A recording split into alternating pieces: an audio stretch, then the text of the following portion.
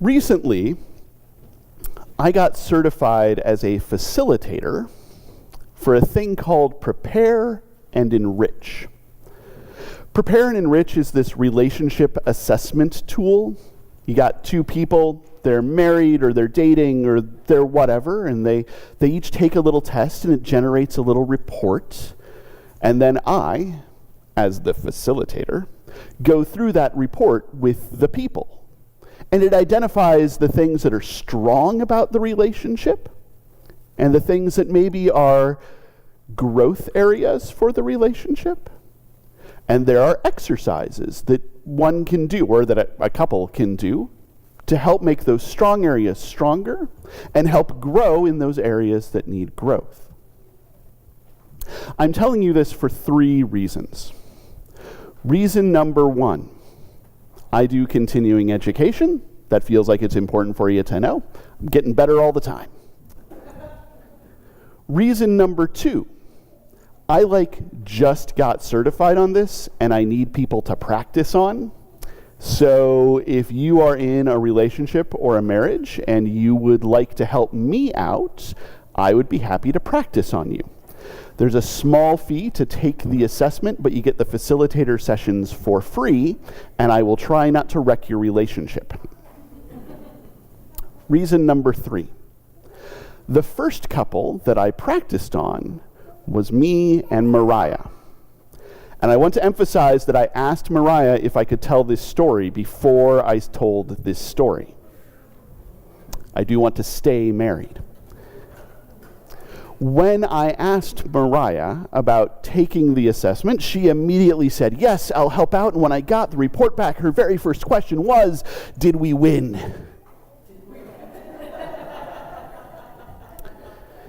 Now, Mariah will tell you that that was a joke, but it is also true that says something about how Mariah responds to tests and assessments, and I've known her long enough, and I've heard her parents tell stories, and I've heard her tell stories, to know that that is often how Mariah approaches tests and assessments.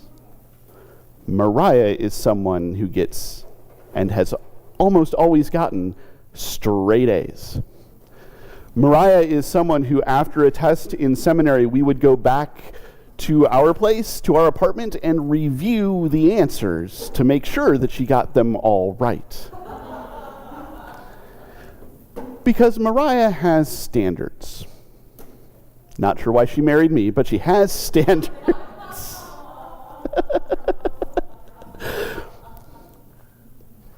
And there's something good about that.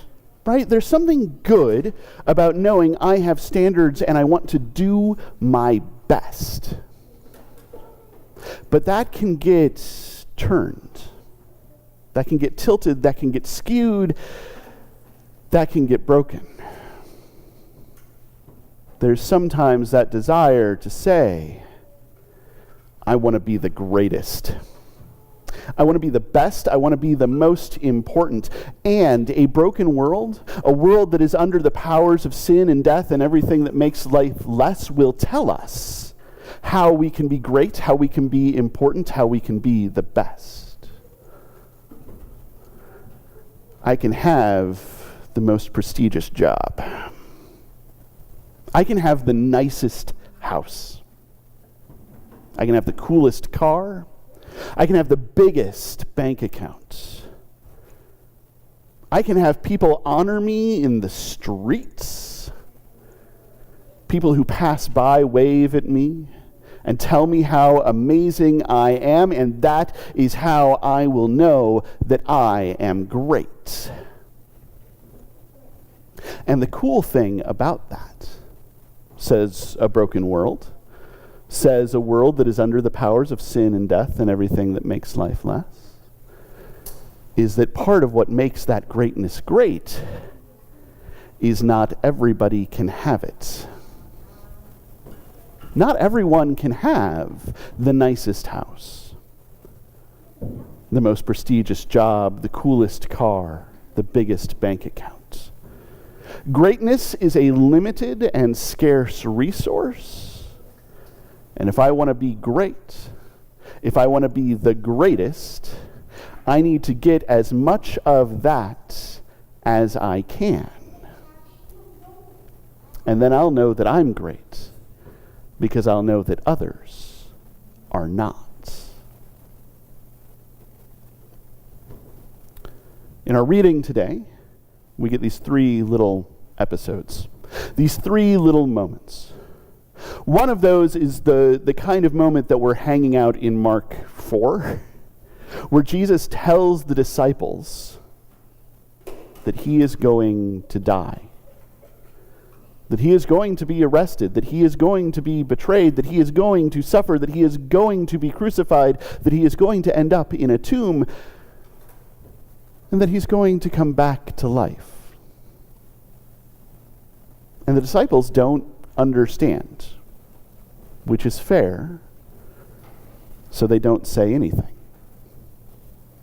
And then Jesus and the disciples travel on, and the disciples start arguing amongst themselves. Who do you think is the greatest of us? Who do you think does the best job of following that guy? You think it's Peter? Think it's Bartholomew? I'm voting for Matthew.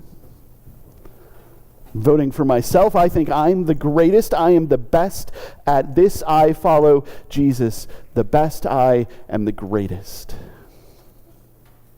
And when they get where they're going, Jesus asks them, "What were you arguing about on the way?" And they tell him, "We were arguing about who your favorite is." And Jesus tells them, you know, there are people for whom being great is about having the most prestigious job or the nicest house or the coolest car or the biggest bank account. It's about being served. It's about sitting on that throne. It's about having courtiers all around you. It's about being told how great you are.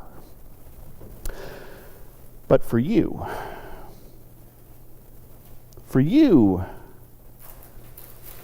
greatness is about serving others. You want to be great? Go out and serve as many people as you can, as best you can. You want to be great? Be a slave to everyone. And that language is problematic, but there's something there. You want to see greatness? You want to see greatness? Watch the God who is love, the sovereign of the universe, the creator of all that is, lay glory aside and come into the world as one of us, among a dispossessed people in an occupied land, a peasant in an empire, and start wandering around teaching and healing, up to the point where that empire gets so upset, where that broken world gets so angry, where the powers of sin and death and everything that makes life less get so furious that they take the God who is love, the sovereign of the universe, the creator of all that is, and nail him to a cross until he dies. And then watch the God who is love, the sovereign of the universe, the creator of all that is, get up and restore all of creation to life. Sap the power from the empire. Repair and restore a broken world, filling the cracks in with love, defeating the powers of sin and death and everything that makes life less. You want to be great? Walk that path. That's where greatness comes from. That is how we join God in the work of being great. That is how we join Christ in the honor of being, in the honor of abiding in love. That is what greatness is. But then he takes it further Then we get our third little bit. Someone comes to him and says, there is somebody else doing deeds of power in your name. Should we go and stop him? And I don't know quite what that means. I don't know if that means that somebody else is running around just saying, I work for Jesus, or whether that means that somebody else is going around saying, have you heard of that Jesus guy? That's me. But he's exorcising demons. He's turning water to wine. He's taking a couple loaves of bread and a few fish and feeding a bunch of people. And understandably, somebody comes up and says, but you're the one who does that. We can't let somebody else claim that power for themselves. Should we go and stop him? And Jesus says, no, of course not. If he's not against us, he's for us. And you can't do good things like that without getting some goodness on you. He won't be able to speak ill of the good that he is doing. Let him keep going. And I think what Jesus is doing there is flipping that script between inside and outside. There is that desire to say, if I am great, I get the greatness, nobody else gets it. And Jesus says, no, anybody can do this. Anybody can be great. Anybody can participate in love. Anybody can do good things. Everybody has the chance.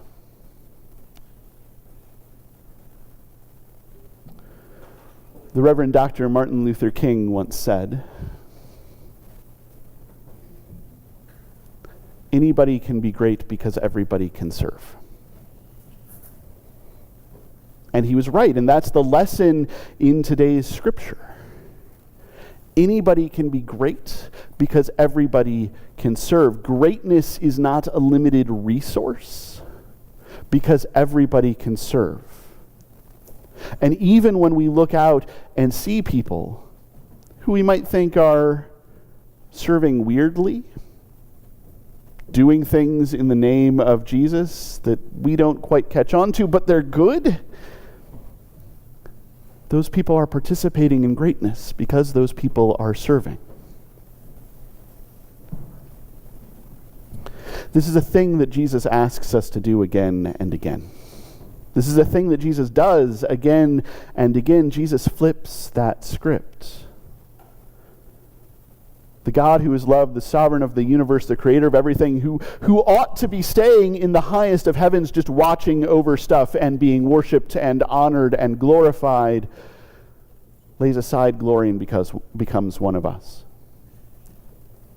Jesus tells us that image of God that we have in our head is not who God is. Because God is love, and love serves.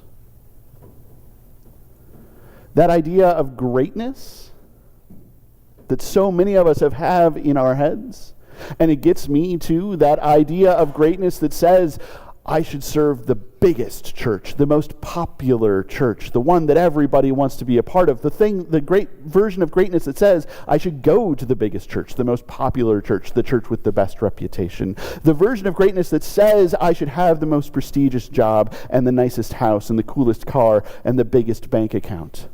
Jesus says, no, that's not greatness. Jesus flips the script. Says that greatness is what comes from serving others. You can have all the stuff. It's how you use it that counts. And Jesus even takes the idea of inside and outside. That idea that what's important is being on the inside.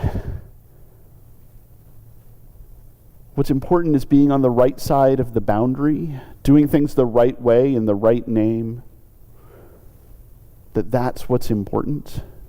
And Jesus flips the script and says, no. If you're not against us, you're for us. If you're doing the right things, that's what counts. If you're abiding in love, you're abiding in me.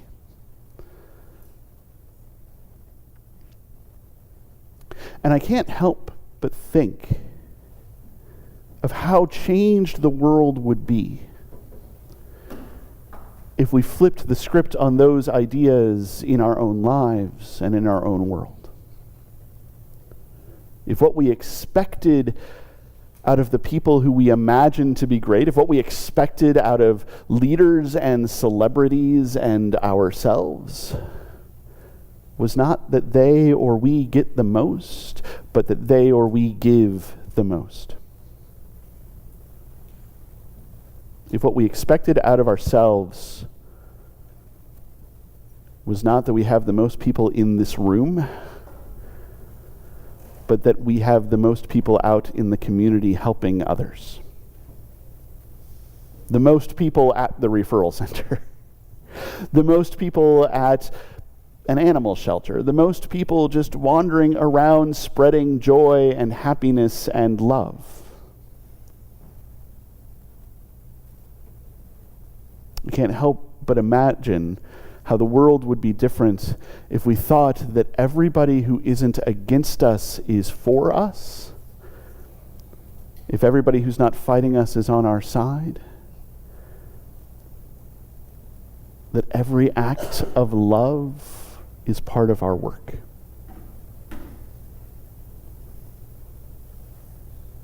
This is one of those sermons that I don't quite know how to end. That happens occasionally. But it's partly because this is the kind of sermon that doesn't end.